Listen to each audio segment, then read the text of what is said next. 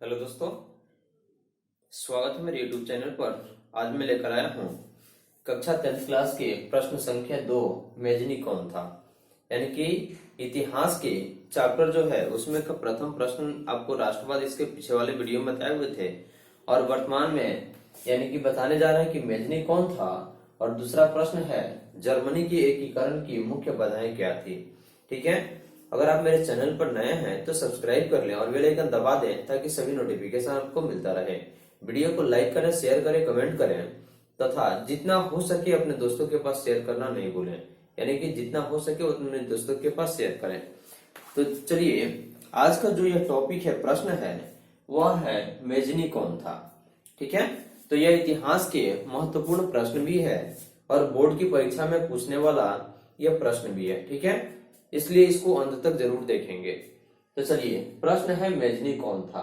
यानी कि मेजनी साहित्यकार, गणतांत्रिक विचारों का समर्थक और योग्य सेनापति के साथ साथ इटली के एक गुप्त दल जो बना हुआ था ना, यानी कि गुप्त दल का संगठन जो बना हुआ था, उस यानी कि वह गुप्त दल का नाम था कार्बोनेरी। ठीक है, तो उसका सदस्य भी था। यानी कि प्रश्न है मेजनी कौन था। मेजनी साहित्यकार, गणतांत्रिक विचारों का समर्थक और योग्य सेनापति के साथ साथ इटली के एक गुप्त दल कार्बोनेरी का सदस्य था। ठीक है, समझ में आ गया ना। तो देखिए, यानी कि मेजनी साहित्यकार, गणतांत्रिक विचारों का समर्थक और योग्य सेनापति भी था, क्योंकि सेना के क्षेत्र में, क्योंकि उसको सेनापति जब बनाया गया था तो वो उसने बहुत अच्छा कदम उठाया हुआ था, इसलिए उसने अनुभवी यानी कि योग्य सेनापति भी कहा जाता है। और गणतांत्रिक यानी कि जनता के विचारों का वह समर्थक भी था। कौन? मेजनी।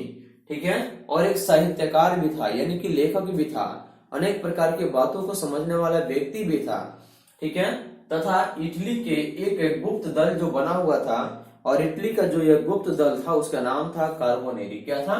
कार्बोनेरी, उसका वह सदस्य भी था। ठीक है, तो देखिए, मेजनी साहित्यकार, गणतांत्रिक विचारों का समर्थक और योग्य सेनापति के साथ साथ इटली के एक गुप्त दल कार्बोनेरी का सदस्य था। ठीक है, चलिए अगला प्रश्न है जर्मनी के एकीकरण। यानी कि एकीकरण का मतलब होता है कि जितने भी राज्य या जितने भी व्यक्ति अगर मानकर चलिए डिवाइड हो जाते हैं, बढ़ जाते हैं, उनको एक साथ संगठित करना। देखिए, एकीकरण का मतलब होता है यानी कि 1 2 3 4 अगर आदमी हो गए, इनको एक साथ मिला देना, यानी कि एक परिवार में इसको संगठित कर देना। ठीक है, तो प्रश्न है जर्मनी के एकीकरण की बाधाएं क्या थी।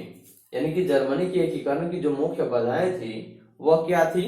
ठीक है, तो देखिए, सबसे पहले जर्मनी के एकीकरण, यानी कि जर्मनी जब छोटे छोटे राज्यों में विखंडित हो चुका था, यानी कि छोटे छोटे प्रांतों में विखंडित हो चुका था, टूट चुका था, उसको एक साथ संभाल करके रखने की जो स्थिति थी, ठीक ना, उसमें अनेक प्रकार की बाधाएं उत्पन्न होती थी। ठीक है, इसी पर यह प्रश्न है कि जर्मनी के एकीकरण की मुख्य बाधाएं क्या थी।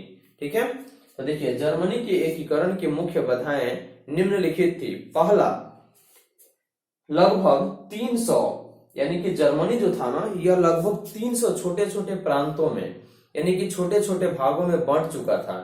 तो जब यह छोटे छोटे भागों में बढ़ चुका था तो उस भाग को संगठित करने में काफी प्रयत्न करने की यानी कि स्थिति उत्पन्न हो गई थी, लेकिन फिर भी उसको संभव करना यानी कि काफी मशक्कत करनी पड़ती थी। ठीक है, तो पॉइंट नंबर 1 हो जाएगा, लगभग 300 छोटे छोटे राज्यों में विखंडित, यानी कि टूट चुका था। विखंडित मतलब होता है टूटना, अलग अलग हो चुका था। उसके बाद है ऑप्शन नंबर 2 में धार्मिक तथा जातीय विभेद। क्या है? धार्मिक तथा जातीय विभेद, यानी कि वहां पे जितने भी धर्म के लोग थे उन सभी लोगों में एकता का वाहक नहीं था, यानी कि एक हिसाब से वे धर्म को मानने वाले लोग नहीं थे। यानी कि वहां के लोगों का जो एक विचार था, वह धार्मिक जो स्थिति थी वह बदल चुकी थी। सभी लोग अपने अपने सुविधा के अनुसार से अपने अपने धर्म को मानते थे, उसमें किसी प्रकार का कोई हस्तक्षेप नहीं करता था। ठीक है, तो फिर इसको मिलाना काफी मशक्कत की स्थिति उत्पन्न हो गई थी। तथा जातीय विभेद, यानी कि जात पात की स्थिति जो उत्पन्न हो गया था उसमें अलगाव हो गया था। क्या हो गया था?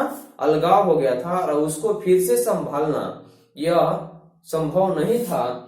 लेकिन फिर भी जर्मनी के एकीकरण करने की कोशिश की जा रही थी, लेकिन यह इतना ही सारी बाधाओं के फलस्वरूप क्या हुआ, एकीकरण होने में अनेक प्रकार की बाधाएं उत्पन्न हुई।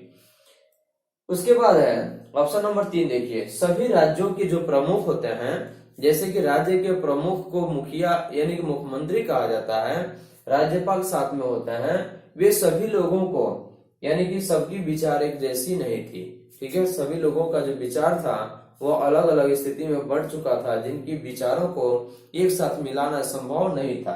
ठीक है, तो यह प्रश्न हो जाएगा कि जर्मनी के एकीकरण की मुख्य बाधाएं क्या थी।